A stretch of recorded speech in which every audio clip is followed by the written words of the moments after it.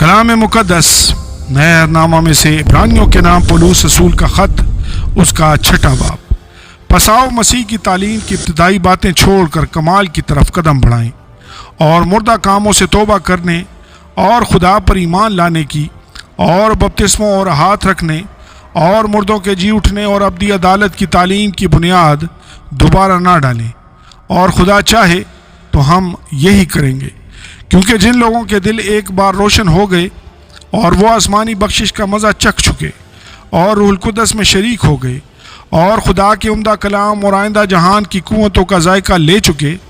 اگر وہ برگشتہ ہو جائیں تو انہیں توبہ کے لیے پھر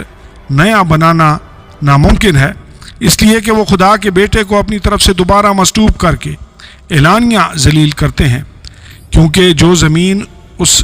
بارش کا پانی پی لیتی ہے جو اس پر بار بار ہوتی ہے اور